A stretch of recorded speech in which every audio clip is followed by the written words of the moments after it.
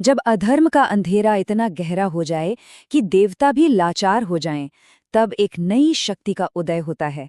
आज हम देवी चामुंडा के जन्म की उसी महागाथा में उतर रहे हैं, जहां धर्म की रक्षा के लिए देवी ने अपना सबसे भयंकर रूप धारण किया था। तो चलिए कहानी की शुरुआत करते हैं। सोचिए एक ऐसा दौर जहां हर तरफ बस अंधेरा ही अंधेरा था। ये एक बहुत ही निराशा भरा समय था, जो एक बहुत बड़े और विनाशकारी बदलाव की जमीन तैयार कर रहा था। आइए उस दुनिया में चलते हैं, एक ऐसी दुनिया जो शुंभ और निशुंभ नाम के दो असुर राजाओं के जुल्मों के नीचे दबी हुई थी, जहां उम्मीद की कोई किरण दूर दूर तक नजर नहीं आ रही थी। हालत इतनी खराब थी कि शुंभ और निशुंभ का आतंक स्वर्ग तक पहुंच चुका था।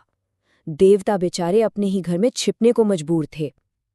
लेकिन इसी घने अंधेरे के बीच विंध्याचल के पहाड़ों पर एक दिव्य शक्ति धीरे धीरे जाग रही थी, जो इस पूरे अन्याय को खत्म करने वाली थी।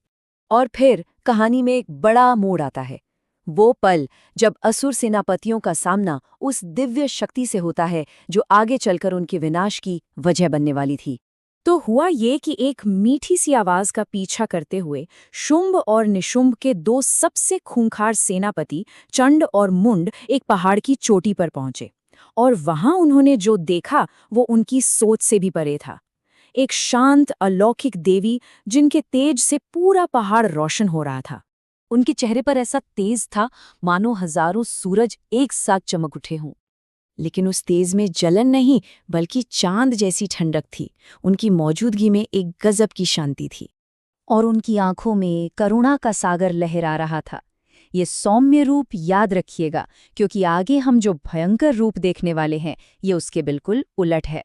और यही बात इस कहानी को इतना जबरदस्त बनाती है। उस रूप को देखकर चंड और मुंड सीधे अपने राजा शुंभ के पास भागे। और देखिए उनका घमंड। उन्होंने उस देवी को बस एक चीज समझा जो उनके राजा के सिंहासन की शोभा बढ़ा सकती थी। बस असुरों का यही घमंड उनके विनाश का रास्ता बनाने वाला था। उन्होंने देवी को पाने की जो पहली कोशिश की, उसका जो जवाब मिला, उसकी तो उन्होंने कल्पना भी नहीं की थी। तो शुंभ ने पहले तो धूम्रलोचन नाम के एक असुर को 60,000 की सेना के साथ भेजा। पर हुआ क्या, देवी की सिर्फ एक हुंकार से वो पूरी सेना समेत राख हो गया। अब तो शुंभ का गुस्सा 7वें आसमान पर था। उसने अपने सबसे तगड़े सेनापतियों चंड और मुंड को भेजा। उसे लगा कि जबरदस्ती से तो कुछ भी हासिल किया जा सकता है। चंड और मुंड ने जब देवी को धमकाया, तो देवी ने बड़े ही शांत पर मजबूत अंदाज में जवाब दिया। उन्होंने सीधा उनके राजा के दमखम को ही चुनौती दे डाली, जिससे असुरों का अहंकार और भी भड़क गया। और अब कहानी उस मोड़ पर पहुंचती है जहां करुणा की जगह क्रोध ले लेता है, और देवी का एक ऐसा भयानक और जबरदस्त रूप सामने आता है जिसे देखकर कोई भी कांप जाए। कभी सोचा है कि जब शांति और करुणा का सागर गुस्से से उबलता है तो क्या होता है? पूरा ब्रह्मांड हिल जाता है, और यहीं से जन्म होता है उस शक्ति का जो बुराई को जड़ से मिटा देगी। ये बदलाव का पहला संकेत था। वो शांत और दया वाला चेहरा अब गुस्से की आग से काला पड़ चुका था। आसमान का रंग भी मानो खून जैसा लाल हो गया था। और फिर उनकी भौहों के बीच से एक ऐसा भयंकर रूप निकला जिसे देखकर मौत भी डर जाए। लंबे उलझे हुए बाल, आंखों से निकलती आग की लपटें और गले में नरमुंडों की माला। ये थीं चामुंडा। उनका अट्टहास इतना भयानक था कि लगा मानो पूरा ब्रह्मांड ही टूटकर बिखर जाएगा। जंग शुरू होने से ठीक पहले उस महाशक्ति ने असुरों को सीधी चुनौती दी। अब ये सिर्फ एक लड़ाई नहीं थी, ये थी धर्म और अहंकार की आखिरी टक्कर। चंड ने हजारों तीर बरसाए, पर सब बेकार। देवी ने उसके सारे तीरों को ऐसे निगल लिया जैसे सूरज बादलों को पी जाता है।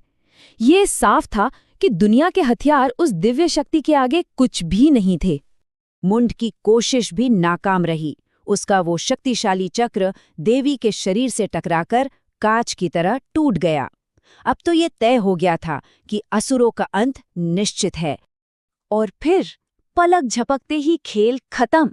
देवी ने अपनी तलवार से दोनों असुरों का सिर धड़ से अलग कर दिया, और उनकी जीत की दहाड़ से तीनों लोग गूंज उठे।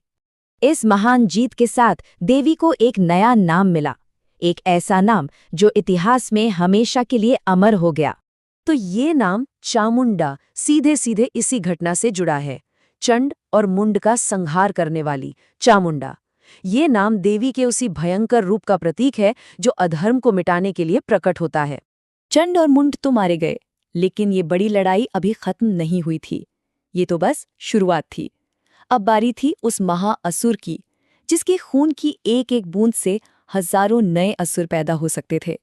लेकिन ये कहानी फिर कभी